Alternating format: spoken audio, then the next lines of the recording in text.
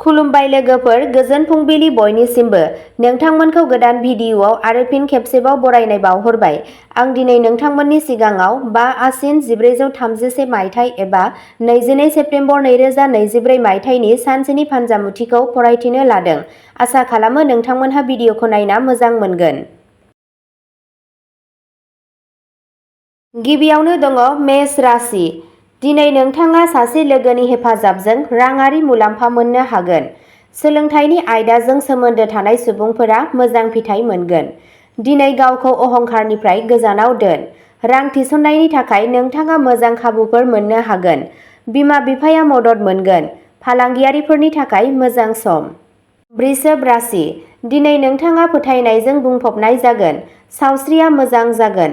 नोंथाङा रांखान्थियारि बिथिङावबो जौगासारगोन। नोंथाङा माखासे गोनांथार खामानिजों सोमोन्दो लाखिनानै दावबायनो गोनां जानो हागौ। सोमोन्दोआव एसे जेंना जानो हागौ। साख्रि नागिरग्राफोरा गोदान खाबु मोननो हागौ। मिथुन राशि। दिनै साना नोंनि थाखाय खहा जानो थांगासिनो दं। नाङै खरसाफोरखौ एराय, नङाब्ला उनाव रांनि आंखालजों मोगा-मोगि जानांनो हागौ।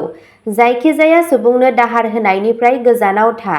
दिनै जायखिजाया जिनिसनि सायाव जिद्दि गोसोआ नोंथांनि सायाव गिलिर जानो हागौ। कर्क राशि। दिनै नोंथाङा मोजां फिथाय मोनगोन। मोनसे खामानिखौ फोजोबनायाव बिफानि बोसोनखौ लानाया मोजां जागोन। नोंथाङा गेदेरफोरनि बोर मोनगोन। न'आव मोनसे फालिथाय जानो हागौ। गथ'निफ्राय मोजां खौरां मोननायनि आसा दं। नोंथांनि रांखान्थियारि थासारिया सरासनस्रा जागोन। सिंह राशि। दिनै नोंथाङा बुद्धि बाहायनायजों रां आर्जिनो हागोन। जेबो गिदिर राङारि जेंना जानाय नङा। नखरारि बिबानफोरखौ मोजाङै मावगोन। जिउ राहायाव हेंथाफोरखौ बोखारनाय जागोन। नोंथांनि थाबथानाय जायखिजाया खामानिखौ मावनो हायो। दिनैनि साना फालांगियारिफोरनि थाखाय मोनसे मोजां सान जानो थांगासिनो दं। कन्या राशि।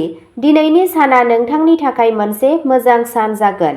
गोदान फुंखाफोरनिफ्राय रां फैगोन। गोजाम फुंखाफोरनिफ्रायबो रां फैगोन। धोरोमारि हाबाफारिफोराव गोसो जानाया बांगोन। सासे गोजाम लोगोखौ लोगो हमनाया नोंथांनि सानखौ बानायनो हागौ। गावनि जिउ लोगोरिनि मोनदांथिफोरखौ नेवसिनाङा। नोंथाङा खामानिनि जायगायाव नोंथांनि हाबाफोरखौ फोजोबनायाव जाफुंसार जागोन। तुला राशि। दिनै नोंथांनि खरसाया बांनो हागौ। बेनिखायनो नों आय आरो खरसानि गेजेराव मोनसे समानथाय लाखिनांगौ। इयुननि थाखाय रां दोनथुमनायाव गोसो हो। दिनै मावख'आव राजखान्थिनिफ्राय गोजानाव था। नोंथाङा खामानियाव रोंग'थिखौ दिन्थिनो खाबु मोनगोन। थेवब्लाबो दिनै गोसोआ माबा मोनसे बाथ्राखौ लाना जिंगासिनो हागौ। वृश्चिक राशि। दिनै नोंथांनि मान आरो सन्मानआ बांनो हागौ। नोंथांनि गोहोनि थाखोआ गोजौ जागोन। नोंथाङा गासैबो खामानिफोरखौ आबुं बिबानजों फोजोबगोन। रांखान्थियारि महरै जायखिजाया रोखोमनि खैफोद लानायनिफ्राय गोजानाव था। गुबैयै सोरबा सिनाय मोनै सुबुंखौ फोथायनो नाङा।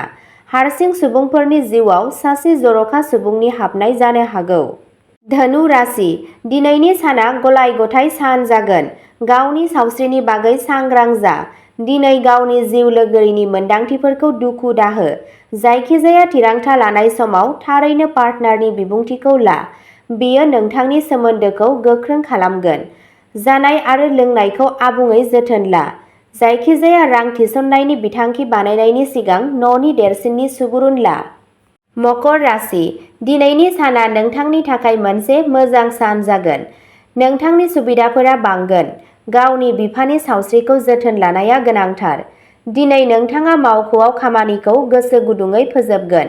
दिनै मावख'नि सासे गागिया नोंथांनि बेरेखायै फाव फान्दायनो हागौ। नोंथांनि दिन्थिफुंनायजों बेनि फिननाय होनो हागौ।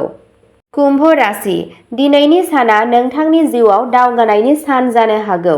सम्पथिजों सोमोन्दो थानाय जायखिजाया नांलायनायखौ नखरारि जिउआव फोजोबनो हायो। बिजिरसालियाव देरहानाया जाथावना। नोंथाङा नोंथांनि जिउ लोगोरिनिफ्राय गोबां मदद मोनगोन। साननि जागायजेन्नायाव राङारि मुलाम्फा जानो हागौ।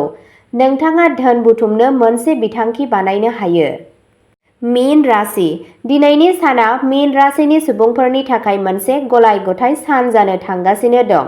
नों गावनि बिफानि हेफाजाबजों रां आर्जिनो हागोन। जायफोरा साख्रि मावो बिसोर मासि जौगानाय आरो मासि जौगानो हागोन। सावस्रिजों सोमोन्दो थानाय जेबो गिदिर जेंनाफोर जानाय नङा।